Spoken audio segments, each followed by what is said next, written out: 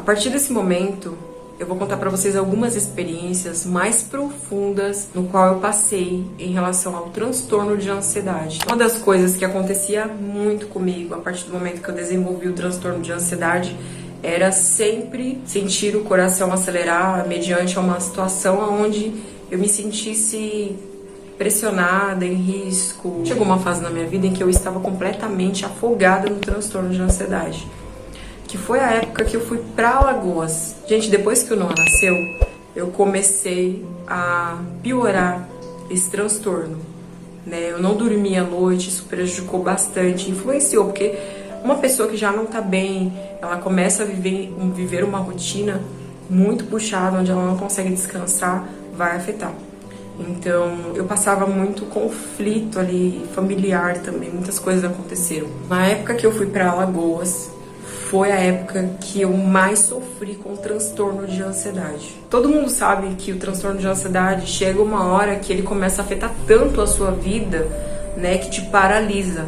E eu lembro, gente, que quando eu fui pra Alagoas, foi uma época que eu realmente entrei nesse processo de paralisação, sabe? De realmente não ter nem vontade de sair de casa, medo de sair de casa. Foi uma época muito complicada, né? E a partir dali eu comecei a ter muitos problemas que afetaram ali completamente a minha rotina. Uma das coisas que aconteceram depois dessa piora foi que eu peguei medo de comer. Pra vocês terem uma ideia, eu tinha medo, gente. Chegava a hora das refeições, eu conseguia comer, porque eu comecei a desenvolver aquele bolo na garganta.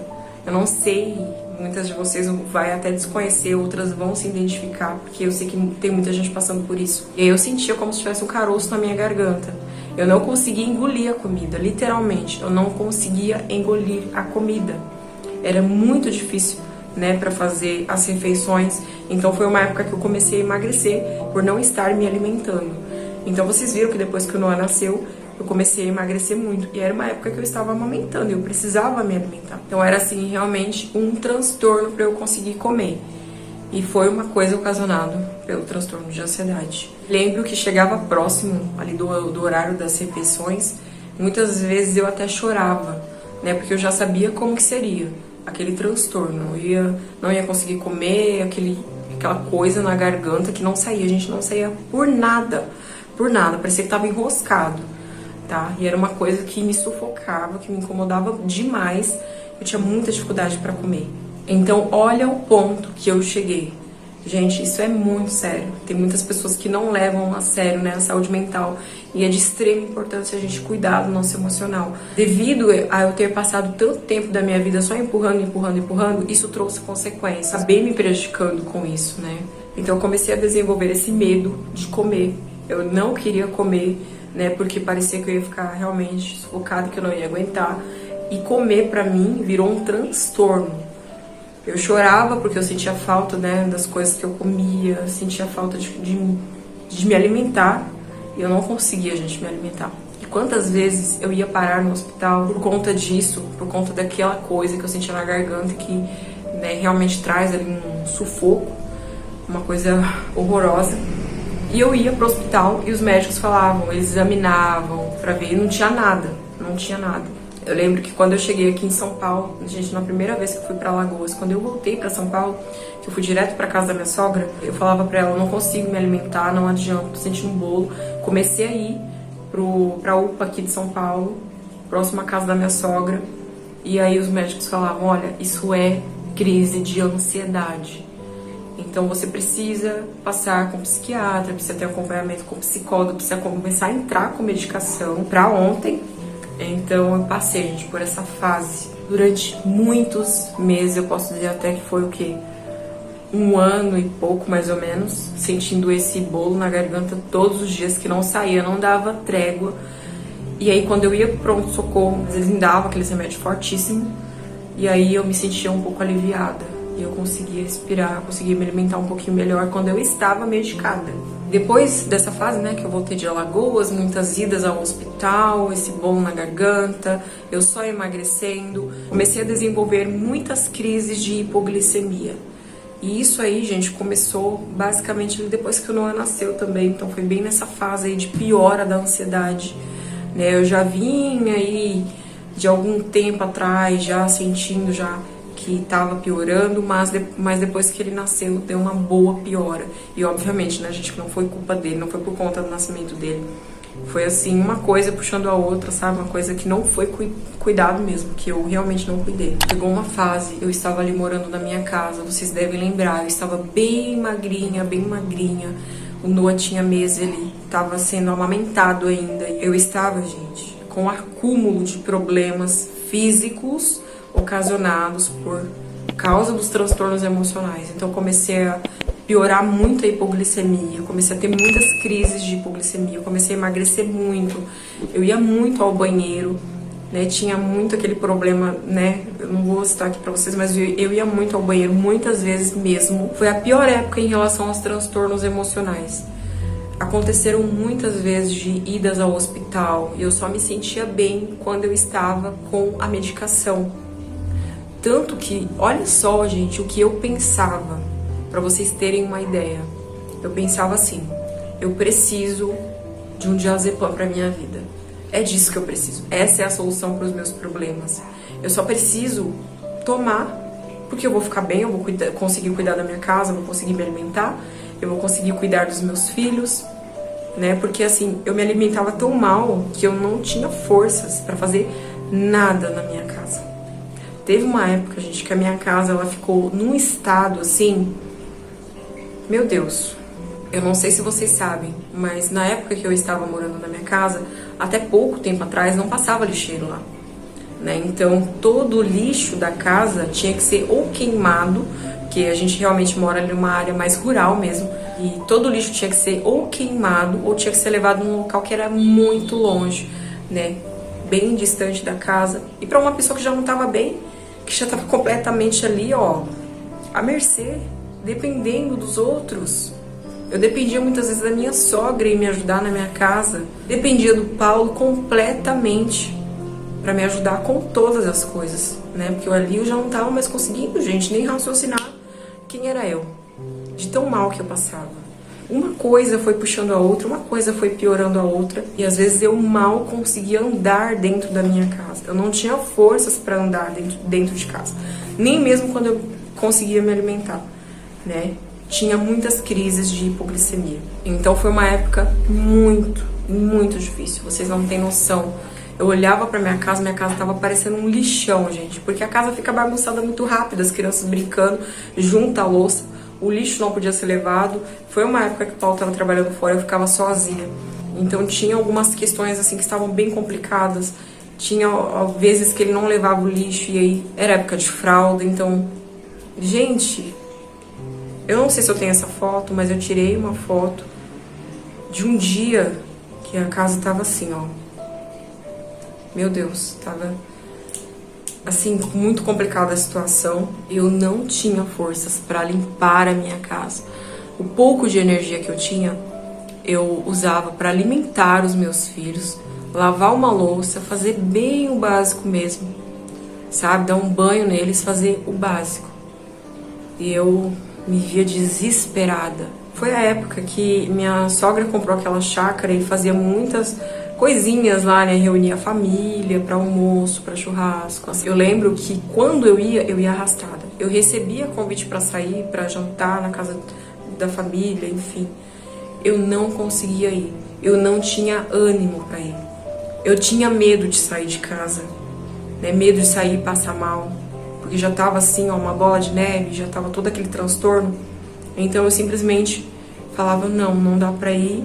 E pra muitas pessoas eu explicava, muitas não entendiam, ficavam com raiva de mim até, né? Porque as pessoas não entendem. Quando a gente não passa por aquilo, a gente não entende, a gente fala, é frescura, só tá dando desculpa. Então eu tinha que rejeitar oportunidades, eu não saía de casa. E foi uma época que eu realmente pensei, não sei o que vai ser de mim, não sei realmente o que vai ser. Eu acho que nesse momento é o meu fim e eu só preciso agora clamar a Deus e pedir socorro, porque eu não consigo mais. E ali muitas vezes isso interferia no meu casamento, no meu relacionamento, na minha vida com os meus filhos. Eu já não conseguia fazer a entrega que eu precisava, a entrega que eu sempre quis, sabe? Eu sempre quis ter filhos e eu sempre imaginei uma coisa, só que foi completamente diferente por conta, né, de todos esses fatos que aconteceram. Então chegou uma fase que eu já não saía mais de casa, eu não queria sair, eu tinha medo de sair, eu tinha medo de ficar sozinha. E aí aconteceu que um dia eu tive uma experiência muito, mas muito ruim, que eu fui levada até de ambulância para o hospital. Acho que isso vocês viram aqui no canal. A minha saturação caiu, estava baixa, as minhas mãos ficaram roxas, e ali, naquele atendimento, os profissionais ficaram apavorados, achando que eu estava infartando ou tendo alguma coisa. E ali, gente, eu fiquei de observação nesse dia. Isso aconteceu umas 3 vezes, tá? Fizeram exames e não foi constatado nada de infarto. A minha saturação voltou sozinha ao normal e ali não foi constatado absolutamente nada. Tudo que aconteceu comigo foi por conta da crise forte de ansiedade que eu tive naquele dia, ou naqueles dias. Após acontecer esse fato, o Paulo viu que ele já não dava mais conta. Foi aonde nós resolvemos ir para Alagoas novamente, para ficar próximo aos meus pais. Teve, né, essa questão aí de ir para Alagoas para ficar próximo da minha mãe, para ela estar podendo me ajudar com as crianças, com a casa, enfim. Eu tinha essa dependência, né, de estar próximo aos meus pais por conta disso. Então fui pela segunda vez para Alagoas, como se já não tivesse bastado a primeira experiência, que não foi boa para mim, não foi bom para mim ter ido para lá nesse estado. Mas aí fui pela segunda vez e, gente, a coisa só piorou. Mas a partir dali eu comecei a tomar consciência de que eu já não podia mais viver refém, né, de morar próximo aos meus pais e tal, ter essa dependência. Eu comecei a pensar o que eu posso fazer para melhorar, o que eu devo fazer. Aí foi onde nós voltamos para São Paulo e ali eu fui passar com o médico e naquele pensamento, né, de que o diazepam seria a solução para os meus problemas. Passei muito tempo da minha vida pensando que remédio era a solução. Não estou aqui para criticar a medicação, tá? Mas que pensamento é esse? De que para mim ficar bem eu preciso estar tomando alguma medicação. Que a minha felicidade vai depender de eu estar dopada. Porque se eu não estiver dopada, eu não consigo. Olha só, gente, o meu pensamento. Eu juro pra vocês que eu pensava assim. E na minha volta pra São Paulo, continuei nesse ciclo de idas e vindas ao hospital. Sempre postava pra vocês nos stories. E teve uma vez, gente, que me medicaram com uma medicação tão forte que eu fiquei cerca de 3 dias com dificuldade pra andar dentro de casa. E eu lembro até que teve uma vez que eu fiquei sozinha, que foi o dia que o Paulo precisou ir trabalhar. Eu estava com essa medicação no meu organismo e era muito forte. Eu lembro que esse dia eu tentei arrastar o sofá e me deu um mal-estar tão grande que eu achei que eu ia desmaiar. Eu já estava no 3º dia após a medicação. Foi uma injeção que me deram. Passei muito, muito mal. Falei, nunca mais quero tomar isso aqui na minha vida. E não era o diazepam, tá, gente? Era uma outra medicação, foi uma injeção nesse dia. Meus pais longe, a gente sem apoio. Os pais deles estavam longe também, tinham ido para outra cidade. Os meus pais em outra cidade também, Alagoas, né? Bem longe de São Paulo, não tinha nem como minha mãe vir para dar um socorro, para dar uma força, porque ela estava muito longe. Os meus pais estavam já na agonia para voltar para São Paulo, né, por conta do meu caso, porque eu estava indo parar muito ao pronto-socorro, tinha acontecido aqueles fatos de ter ido parar no hospital com a saturação baixa, os médicos desconfiando que tinha uma coisa muito errada ali acontecendo e tal. No final foram ocasionadas pelos transtornos emocionais. E ali meus pais voltaram para São Paulo. Vocês lembram dessa época, gente? Vocês lembram quando eles voltaram? Que eu até mostrei para vocês, organizando a casa, preparando a casa para receber eles. Gente do céu, que alegria, né? Porque os meus pais, eles eram um conforto para mim. Eu precisava muito deles naquela época, naquela fase. E aí quando os meus pais voltaram, ainda teve, né, essa questão de muitas idas ao hospital. Quantas vezes minha mãe me viu com crise, eu me trancando no quarto. E, gente, só para lembrar, teve uma consulta que eu passei com o clínico e eu falei para ele, olha, eu preciso de diazepam. Se eu tiver diazepam, eu fico bem, né? Eu vou conseguir, né, desenvolver melhor, desenrolar melhor minha rotina, então, por favor, me passa.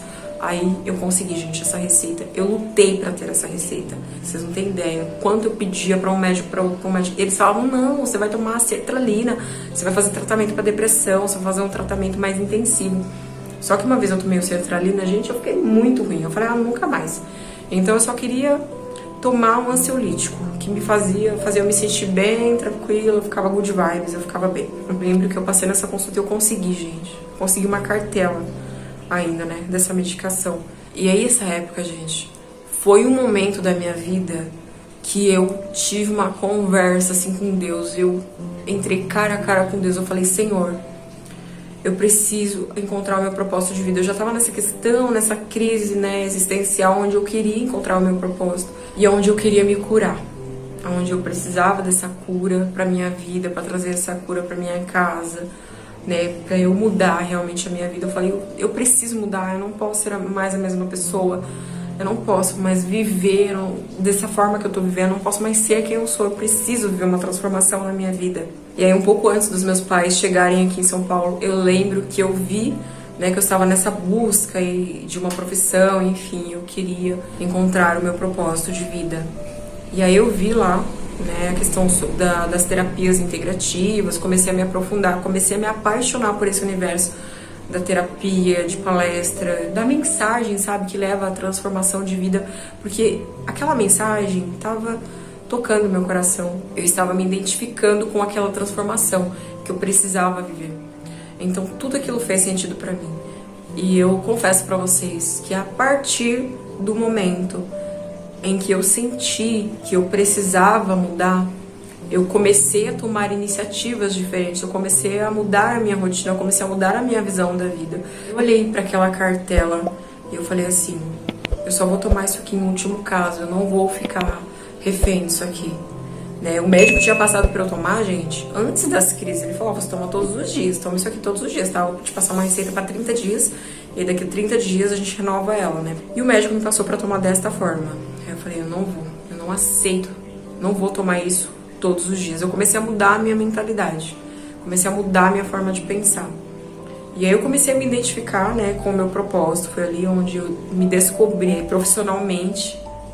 E eu falei, não, eu quero isso aqui pra minha vida. Aquilo tocava tanto meu coração quando eu encontrei o meu propósito, porque eu queria ajudar pessoas que estivessem no lugar que eu estou, mas aí eu pensei, como que eu vou ajudar pessoas nesse lugar de sofrimento, sendo que eu ainda estou sofrendo? Mas eu tinha uma bagagem de experiência, né? Eu tinha passado por várias experiências no qual essas pessoas, no qual são atendidas ali num processo terapêutico, numa palestra, que vão ali para um processo de transformação, que começam a trilhar essa jornada de autoconhecimento, de autodesenvolvimento, autocura e transformação, eu me identificava completamente, né, com aquilo, só que eu pensava, não, mas como que eu vou fazer isso, sendo que a mudança não aconteceu na minha vida, tudo já estava escrito por Deus. Eu entrei na minha formação, né, para me formar como terapeuta, e a partir dali eu já não fui mais a mesma pessoa.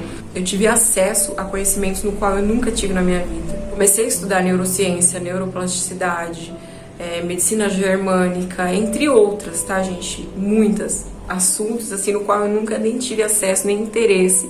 Mas depois que eu entrei na minha formação, né, eu tive que passar por essas fases e me aprofundar, né, sobre o cérebro, neurociência, enfim, gente, muitos estudos no qual eu fui me apaixonando. E todo aquele conhecimento, para mim, já foi o início do meu processo de autocura. Eu já não estava mais indo ao hospital tão frequentemente. Um pouquinho antes de eu entrar na minha formação, eu estava indo na UPA de sábado a sábado, praticamente. Assim, para não dizer de domingo a domingo, eu estava indo de sábado a sábado. Eu estava indo todos os dias, porque eu precisava daquela medicação para ficar bem, para cuidar dos meus filhos, para conseguir ficar de pé. Eu precisava. E aí, conforme foram passando os dias, eu já não precisava mais ir tanto ao hospital. Eu já compreendi algumas coisas. Então, eu posso dizer para vocês que eu vivi o meu processo de autocura. E o meu processo, ele começou a partir dos conhecimentos, do acesso, né, às verdades que libertam. Um versículo que fez todo sentido na minha vida, que faz até hoje. E que eu levo, sabe? Que é: conhecereis a verdade e a verdade vos libertará. Eu comecei a trilhar essa jornada de autoconhecimento através da neurociência, através da medicina germânica e outros estudos, né, no qual eu fui me aprofundando dentro da minha formação. E aquilo foi gerando uma transformação na minha vida, uma transformação de dentro para fora. Eu já não estava mais nas idas ao hospital tão frequentemente, Obviamente que eu tive ainda várias e várias crises de ansiedade durante o processo, mas já não era mais como antes. Eu já sentia uma grande diferença, sabe, no meu dia a dia, na minha forma de pensar, na minha forma de olhar a vida, na minha forma de olhar para os meus filhos, para o meu marido, para o mundo. E eu posso dizer isso para vocês com o meu coração transbordando, que foi transformador para mim. Aí, né, foi passando ali todo o processo de estudos, de muita dedicação, de noites viradas, estudando. Fui me identificando, fui assim, nossa, meu coração ele ia transbordando, ele ia queimando de paixão, de amor por essa profissão, né, por esses conhecimentos, compreender o funcionamento do cérebro, da mente humana, essa máquina tão maravilhosa, tão complexa e tão maravilhosa. E nisso, eu ainda tinha crises de ansiedade. Aconteceu algumas vezes de ter síndrome do pânico ainda. Agora eu vou contar pra vocês uma coisa maravilhosa, que eu acho que nem vocês sabiam, esperavam nesse vídeo que eu fosse contar. Eu passei pelo processo, eu vivenciei todas as ferramentas, tudo aquilo que eu tenho hoje nas minhas mãos como arsenal de ferramentas. Todas eu passei, tá, gente? Eu passei pelas técnicas, eu passei por um processo de 10 sessões. E eu lembro que até a minha 5ª sessão eu ainda tinha algumas crises. E teve uma época ali, dentro desse processo, né, de estudo, de processo terapêutico também, no qual eu passei como paciente, eu comecei a ter vários gatilhos, porque eu estava passando por uma fase complicada, familiar, e tinha algo que precisava ser tratado. Então, eu passei pelo processo terapêutico com uma terapeuta. A partir da 5ª sessão, eu já não era mais a mesma pessoa. Eu não tive mais crise, gente, de ansiedade. Não tive mais crise de ansiedade. Você ouviu isso? Eu vou repetir pra você. A partir da 5ª sessão, que eu passei com outra terapeuta que estudava comigo, eu não tive mais crise de ansiedade. Eu tinha uma ferida emocional que precisava ser tratada, que precisava passar ali por um processo de cura. Então eu passei pelo meu processo de autocura e a partir da 5ª sessão eu não tive mais. Só com os conhecimentos da inteligência emocional, neurociência, eu já tinha melhorado bastante essa minha questão. Mas aí voltou a ter gatilhos, voltou a acontecer coisas, né? Porque a nossa vida não para. Então, sempre vão acontecer coisas, você precisa estar em equilíbrio com o seu emocional. E a partir da 5ª sessão eu não tive mais crise de ansiedade. E quando eu falei isso pra minha terapeuta, ela ficou muito feliz. Então eu quero que vocês entendam uma coisa. Nós terapeutas, pelo menos na formação no qual eu me formei, nós não podemos atender de qualquer jeito. Dentro da minha formação, tem um lema muito importante. Primeiro em nós e depois através de nós. Tá? Eu não posso chegar, apesar disso ser humano, né, gente? Todos nós temos nossas questões, assim como o clínico, ele tá com dor de cabeça no plantão dele, tá atendendo alguém que tá com dor de cabeça, às vezes ele tá doente atendendo. Só que eu queria atender as minhas pacientes, eu queria cuidar dessas mulheres estando curada. Então eu passei pelo processo e a partir dali eu já não fui mesmo mais a mesma pessoa. Eu já não ia mais pro hospital, não por questão de ansiedade. Ali eu já não tinha mais os sintomas de ansiedade, do transtorno de ansiedade. Então o meu processo de autocura, ele iniciou do momento em que eu me abri, né, para vivenciar o autoconhecimento através do meu desenvolvimento, né, como ser humano, como pessoa. Todos nós precisamos e infelizmente muitas pessoas negligenciam, ignoram, falam, é besteira, isso é coisa para doido, isso é coisa para quem tem problema psiquiátrico, aí, problema emocional. Mas não, gente, autoconhecimento, autodesenvolvimento e autocura é para todos. Gente, vocês não sabem, vocês não têm ideia do bem que faz passar por um processo terapêutico. É transformador. Eu me senti uma borboleta saindo do meu casulo. Em cada sessão eu saía com recursos diferentes. Só de falar isso, gente, eu me arrepio toda. Em cada sessão eu saía com um recurso diferente que já estava dentro de mim, mas que muitas coisas foram anuladas por conta do sofrimento, da dor, né, que ficam ali escondidinhas, ali os seus recursos, as suas qualidades, os seus talentos, os seus dons. as suas virtudes, quem você é de verdade, a sua real identidade fica oculta. Então eu estava nesse estado. E a cada sessão que eu saía com um recurso diferente. Então o processo terapêutico para mim foi fundamental. Hoje eu tenho essas ferramentas tão poderosas nas minhas mãos e eu não posso mais guardar isso para mim, sabe? Eu venho aqui falar para vocês com meu coração transbordando, com meu coração queimando de amor pela minha profissão. Porque transformou a minha vida e eu sei que vai transformar a vida de muitas e muitas pessoas. Hoje, né, eu tenho um grupo de mulheres, o grupo Reconectando Mulheres, que eu criei a partir do Instagram, eu deixei o link lá. E hoje nós estamos com mais de 100 mulheres nesse grupo. Algumas saíram, né, depois que eu fiquei com dengue, eu me afastei. Mas agora, gente, eu tô voltando com tudo. Eu não vou falar pra vocês que eu vou deixar o link aqui, porque não é pra qualquer pessoa entrar, tá? Mas se você quiser entrar também, você será muito bem recebida. Você vai lá no meu Instagram, manda uma mensagem pra mim e fala: eu quero o link do grupo, eu quero entrar no grupo, que eu te mando o link, tá? Não é para todas. Esse grupo é um grupo fechado, onde só tem mulheres. É um grupo com propósito pra gente fazer muito movimento para trazer autocura, transformação de vida realmente. Gente, eu tenho um grande propósito em cima desse grupo. Então, eu falo pra vocês aqui com muita alegria no meu coração, que depois de tudo que eu passei, da minha infância até aqui, eu acredito fielmente que tudo foi com um grande propósito. Eu precisava passar, gente, por cada detalhe. Quantas correntes me aprisionaram por tanto tempo da minha vida? Foram cerca de 11 anos vivendo ou sobrevivendo com transtorno de ansiedade. Vivi tanto tempo com transtorno de ansiedade que afetou a minha saúde física. Isso eu vou falar em outro momento, em outra ocasião, tá? Mas quando a gente não cuida do nosso emocional, gente, isso vai refletir. O nosso corpo, ele vai gritar. Ele vai gritar por socorro. E como é que vem esse grito? Como é que vem esse pedido de ajuda do nosso corpo? Através das doenças, né? Através das doenças físicas. É muito importante cuidar da nossa saúde mental, emocional. E hoje eu posso dizer pra vocês com toda alegria no meu coração que eu venci o transtorno de ansiedade sem medicação, apenas com processo terapêutico, apenas com conhecimento, né, de inteligência emocional, entre outras coisas, né, que são extremamente importantes. Não adianta passar por um processo terapêutico, sair dali e não saber lidar com as suas emoções. Então tudo isso foi transformador para minha vida. Através de mim, agora eu posso levar isso, né, adiante para outras pessoas.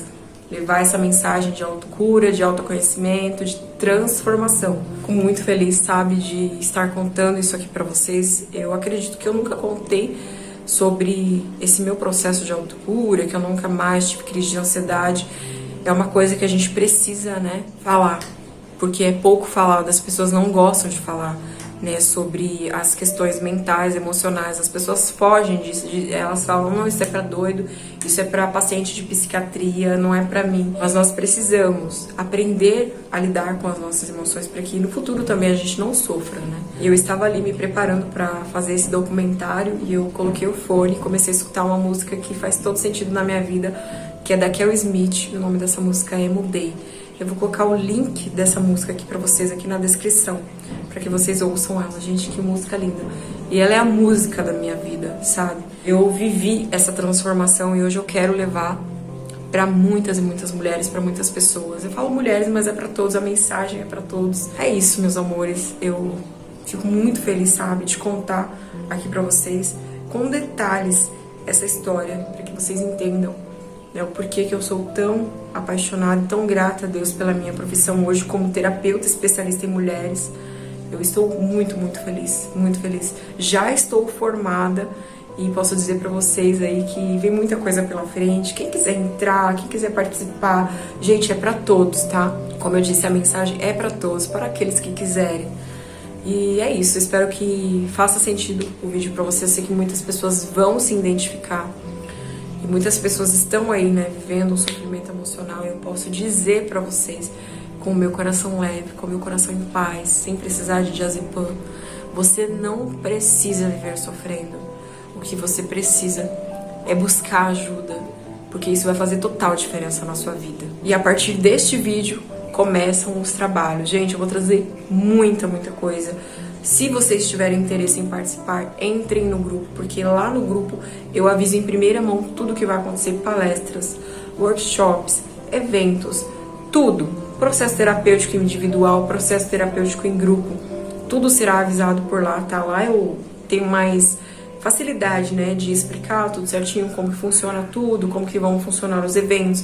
Pretendo fazer eventos presencial e online também, para aquelas que estiverem mais longe, não puderem e não podem estar aqui, né? Para as que estiverem em São Paulo, vai ter muita coisa, vai vir muita coisa aí pela frente, tá bom? Eu vou encerrando o vídeo por aqui. Eu espero muito que vocês tenham gostado de assistir um pouquinho aí dessa minha história. Deixa o like aí que é muito importante, se inscreve no canal se você não for inscrito, me segue lá no meu Instagram, o link está aqui na descrição. Fiquem todos com Deus, um beijo e até o próximo vídeo.